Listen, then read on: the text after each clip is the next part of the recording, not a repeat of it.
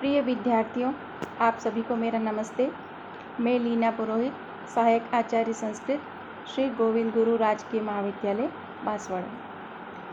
आज का हमारा जो वीडियो है वो उन छात्रों के लिए है जो प्रमोट होकर थर्ड ईयर में आ गए हैं, लेकिन कोरोना की वजह से उनकी सेकेंड ईयर की परीक्षाएं नहीं हो पाई थी, जिसे GGTU ने सितंबर महीने में कराने का निर्णय लिया है। वैसे तो आप सब ने परीक्षा की तैयारी पूर्व में अच्छी तरह से की होगी, लेकिन उस वक्त जो पैटर्न अलग था। अभी GGTU की परीक्षा प्रणाली में उन्होंने कुछ परिवर्तन किया है और आपकी परीक्षा में बहुविकल्पात्मक प्रश्न आएंगे। बहुविकल्पात्मक का मतलब है कि एक प्रश्न के अंदर 4 विकल्प दिए होंगे, उसमें से कोई एक उत्तर सही होगा, जिसे आपको सामने जो कोष्टक दिया होगा उसमें अंकित करना होगा। जैसे कि अ, ब, स, द 4 ऑप्शंस हैं, तो आपको अगर द सही है तो ब्रैकेट में द लिखना होगा, अ सही है तो ब्रैकेट में उत्तर की जगह अ लिखना होगा। इस प्रकार से सही उत्तर का चयन करके आपको अपनी परीक्षा देनी है। उत्तर पुस्तिका में ही आपको उत्तर लिखना है और वो वापस लौटानी होगी। तो सेकेंड ईयर के बच्चों के लिए सेकेंड पेपर है संस्कृत का, उसमें एक पुस्तक है मनुस्मृति। वैसे तो आपके पाठ्यक्रम में जो जो पुस्तकें हैं उन सब के अंदर से आपके प्रश्न आएंगे और उसमें से आपको तैयारी करनी है। तो मैंने मनुस्मृति के कुछ प्रश्न आपको उदाहरण स्वरूप बताए हैं। देखिए, पहला प्रश्न है, मनुस्मृति किसकी रचना है? इसके ऑप्शंस दिए हुए हैं, विकल्प दिए हैं, अ गौतम, ब याज्ञवल्क्य, स मनु और द कालिदास। इसमें से जो सही है उस पे आपको निशान करना है और ब्रैकेट में भरना है। तो मनुस्मृति किसकी रचना है? आप देखेंगे उसका सही उत्तर है मनु। किसकी रचना है? मनु की। तो आपको ब्रैकेट में स भरना है। इस प्रकार से आपका पहला प्रश्न उत्तर पूरा हुआ। अब आपका दूसरा प्रश्न देखेंगे, स्मृति शब्द में प्रत्यय कौन सा है? आपसे पूछा गया है स्मृति शब्द में प्रत्यय कौन सा है। इसमें भी आपको 4 विकल्प दिए हुए हैं, अ 3 प्रत्यय, ब अण प्रत्यय, स तुमन प्रत्यय और द 1। तो आपको सही उत्तर भरना है। स्मृति में कौन सा है? 3 प्रत्यय, अ उत्तर है, तो आपको अ भरना है। तीसरा प्रश्न देखेंगे, मनोः अपत्यम पुमान् मानवः के अनुसार मानवीय सृष्टि का आदि पुरुष किसे माना गया है? मनोः अपत्यम पुमान् मानवः, ये जो लाइन है, पंक्ति है, वो मनुस्मृति से ली गई है। इसके अनुसार मानवीय सृष्टि का आदि पुरुष किससे कहा गया है, ये प्रश्न आपसे पूछा है। इसके अंदर भी 4 उत्तर दे रखे हैं, उसमें से सही कौन सा है आपको चुनना है। अ राम, ब मनु, स बाण और द हर्ष। तो मानवीय सृष्टि का आदि पुरुष किसे माना गया है? उसका सही उत्तर है मनु, जो कि ब के अंतर्गत दिया हुआ है। तो आपको पुस्तक में लिखना होगा ब। चौथा प्रश्न है, मनवर्थ मुक्तावली टीका किसके द्वारा रचित है? अ मेघातिथि, ब कुल्लुक, स नारायण, द रामचंद्र। इसका सही उत्तर है ब कुल्लुक। आपको कोष्टक में ब लिखना होगा। पांचवा प्रश्न है, मनुस्मृति के द्वितीय अध्याय के प्रथम श्लोक में मनु द्वारा क्या परिभाषित किया गया है? तो आपके मनुस्मृति का द्वितीय अध्याय कोर्स में है, इसलिए उससे संबंधित ही प्रश्न बनाए हैं मैंने। तो प्रथम श्लोक में मनु का द्वारा क्या परिभाषित किया गया, किसकी परिभाषा दी गई है? अ धर्म, ब सत्य, स दया, द कर्म। सही उत्तर है धर्म। मनु ने पहले श्लोक में धर्म की परिभाषा दी है। तो सही उत्तर क्या है? धर्म। आप ब्रैकेट में लिखेंगे अ। अगला प्रश्न देखेंगे। मनु के अनुसार कर्म फल की अभिलाषा का मूल कारण है? अ विकल्प, ब संकल्प, स धन, द अविद्या। कर्म फल की अभिलाषा का मूल कारण मनु ने क्या बताया है?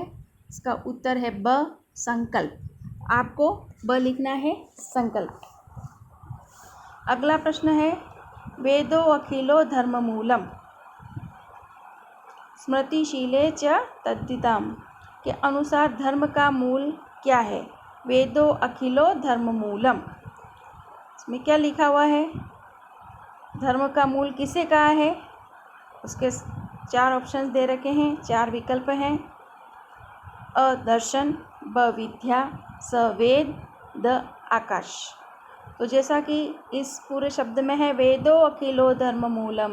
वेद सारे धर्म का मूल है। सभी धर्मों का मूल कौन है? क्या है? वेद। तो सही उत्तर क्या है इसका? धर्म का मूल क्या है? वेद। तो इसमें आपका सही उत्तर है स। तो आपको कोष्टक में स भरना होगा। इस प्रकार से आपको परीक्षा देनी है। उत्तर को प्रश्न पत्र के सामने ही जो कोष्टक बना हुआ है उसमें अंकित करना है। आगे देखेंगे। अब जो मैंने प्रश्न बनाया है उसमें मैंने 4 ऑप्शंस नहीं लिखे हैं, सिर्फ जो उत्तर है वो लिखा है। आप इस प्रकार से पढ़ लेंगे, आपको उत्तर याद रहेगा, तो आप अब सदा में से चारों में से सही उत्तर चुन सकते हैं और फिर कोष्टक में भर सकते हैं। सरस्वती तथा द्रश्वती, सरस्वती तथा द्रश्ववती इन दोनों देव नदियों के बीच का भाग कहा जाता है। क्या कहा जाता है? उसका उत्तर है ब्रह्मावर्त। क्या कहा जाता है? ब्रह्मावर्त। अगला प्रश्न। सताम आचारः इति, सताम आचार इति, सताम सज्जनों का आचार्य क्या कहा जाता है? सदाचारः। इसका अगर संधि पूछें तो सद धन आचारः, सदाचारः। मनुस्मृति के अनुसार संस्कार कितने बताए गए हैं? मनुस्मृति के अनुसार संस्कार कितने बताए गए हैं? उत्तर है षोडश। अब सदा में आपके षोडश लिखा होगा। षोडश का मतलब है 16। कितने संस्कार बताए? 16। तो सही उत्तर होगा आपका षोडश। मनुस्मृति के अनुसार संस्कार कितने बताए गए हैं? आपका जवाब होगा षोडश। अगला प्रश्न। शिशु का निष्क्रमण संस्कार किस माह में किया जाता है? शिशु का निष्क्रमण संस्कार, निष्क्रमण मतलब बाहर निकालना। छोटा बच्चा जब जन्म लेता है उसके बाद से घर में ही रहता है, कहीं माँ भी नहीं जाती, बच्चा भी नहीं जाता, लेकिन एक संस्कार किया जाता है कि आप बच्चे को घर से बाहर निकाला जाए, उसे कहते हैं निष्क्रमण संस्कार। तो प्रश्न में पूछा है कि शिशु का निष्क्रमण संस्कार किस माह में किया जाता है? तो उसका उत्तर है चतुर्थ मास में, चौथे महीने में उसे बाहर निकाला जाता है। अगला प्रश्न। मनुस्मृति में सावित्री शब्द का प्रयोग किसके लिए हुआ है? सावित्री शब्द का प्रयोग किसके लिए हुआ है? उपनयन संस्कार हेतु सावित्री शब्द का प्रयोग हुआ है। अब सदा में आएगा तो 4 ऑप्शंस लिखे होंगे, उसमें से आपको उपनयन संस्कार अगर मिल जाता है तो आप अपना उत्तर दे देंगे कि उपनयन संस्कार मनुस्मृति में सावित्री शब्द किसके लिए आया है? उपनयन संस्कार के लिए, जिसको कि हम जनोई भी बोलते हैं, जनऊ संस्कार। अगला प्रश्न है। वेदाध्ययन के प्रारंभ तथा अंत में सदैव क्या उच्चारण करना चाहिए? वेदाध्ययन मतलब वेद पढ़ने जब बैठते हैं अध्ययन करने तो उसको प्रारंभ करना और अंत करना, उसमें सदैव क्या उच्चारण करना चाहिए? वो है ओम। क्या उच्चारण करना चाहिए? ओम का उच्चारण करना चाहिए। अगला प्रश्न, एकाक्षरम परम ब्रह्म प्राणायाम परम तपः। एकाक्षरम परम ब्रह्म प्राणायाम परम तपः के अनुसार एकाक्षर पर ब्रह्मा है, मतलब एकाक्षर पर ब्रह्मा कौन है या किससे कहा है, ये पूछा है। एकाक्षर पर ब्रह्म है, इसमें भी आपको 4 ऑप्शन दे दिए कि राम है, कृष्ण है, ओम है, तो आपका सही उत्तर क्या है? ओम। एकाक्षर पर ब्रह्म किसे कहा है? ओम को। अब अगला प्रश्न, जो व्यक्ति सुनकर, स्पर्श कर, देखकर, खाकर तथा सूंघकर न प्रसन्न होता है अथवा न दुखी होता है, उसे समझना चाहिए। मतलब क्या समझना चाहिए?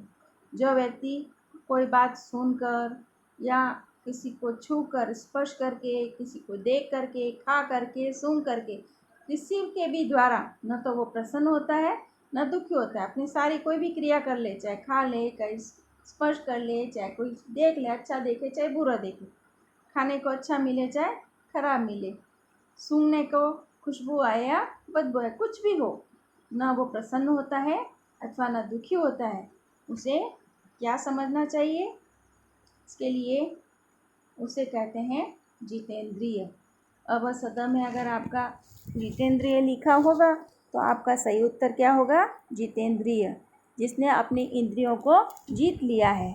मतलब जो हमारी इंद्रियां हैं, आँख, नाक, कान, त्वचा, इन सब से परे इसका कोई असर नहीं पड़ता, इंद्रियों को जीत लिया है, उसे, इसके लिए एक शब्द है जितेंद्रिय। तो जो व्यक्ति सुनकर, स्पर्श कर, देखकर, खाकर तथा सूंघकर न प्रसन्न होता है अथवा न दुखी होता है, उसे समझना चाहिए। क्या समझना चाहिए? जितेंद्रिय। तो आपको ये उत्तर मिल जाए, आप पुस्तक में लिख देंगे। अ में लिखा होगा तो अ, ब में लिखा होगा तब ब। आपको याद क्या रखना है? ऐसे व्यक्ति को जितेंद्रिय कहते हैं। अब अगला प्रश्न है, विद्या समाप्ति पर शिष्य के गृहस्थाश्रम में प्रवेश के समय गुरु द्वारा किया जाने वाला संस्कार कहलाता है। विद्या समाप्त हो गई और जब शिष्य गृहस्थाश्रम में प्रवेश करेगा तो उस समय गुरु द्वारा जो संस्कार किया जाता है, उस संस्कार को क्या कहते हैं? उसे कहते हैं समावर्तन संस्कार। क्या कहा जाता है उसे? समावर्तन संस्कार। तो आपको उत्तर कोष्टक में भर देना है, चाहे वह अ में लिखा हो तो अ भरना है, समावर्तन संस्कार द में लिखा हो तो द भरना है। अब अगला प्रश्न है, प्रतिदिन अभिवादनशील तथा वृद्धों की सेवा करने वालों को किसकी वृद्धि प्राप्त होती है? प्रतिदिन जो व्यक्ति अभिवादनशील वृद्धों की सेवा करता है उसको किसकी वृद्धि प्राप्त होती है? तो वो है आयु, विद्या, यश और बल, इन चारों की वृद्धि उसे प्राप्त होती है। तो इस प्रकार से आपके प्रश्न आएंगे, ये सिर्फ उदाहरण मात्र है, इसमें बहुत से प्रश्न बनते हैं। आपकी अभिज्ञान शाकुंतलम भी है और दूसरी जो पुस्तकें हैं उन सब के अंदर से प्रश्न बनेंगे और आपको इसी तरह से बहुचयनात्मक प्रश्न पूछे जाएंगे, जिसमें आपको अ, ब, स, द में से सही उत्तर चुन करके अपना जवाब देना है। तो सेकेंड ईयर के लिए खास तौर से इसलिए बनाया गया कि बहुत से बच्चे अगर इस बात से अनभिज्ञ हो कि हमारी परीक्षा कैसे होगी, क्योंकि सितंबर में आपकी परीक्षा ली जाएगी, तो आपका जो प्रश्न पत्र आएगा वो इस प्रकार से आएगा, उसमें विकल्प दिए होंगे और सही उत्तर को कोष्टक में भरना होगा। और इस प्रकार से आप आज से तैयारी करना शुरू कर दें तो निश्चित रूप से बहुत आसानी रहेगी। आज इतना ही, धन्यवाद। कल मैं इसी के और कुछ प्रश्न आपको बताऊंगी और PDF के रूप में भी डालूंगी। आप सब उसका अध्ययन ज़रूर कीजिए। धन्यवाद।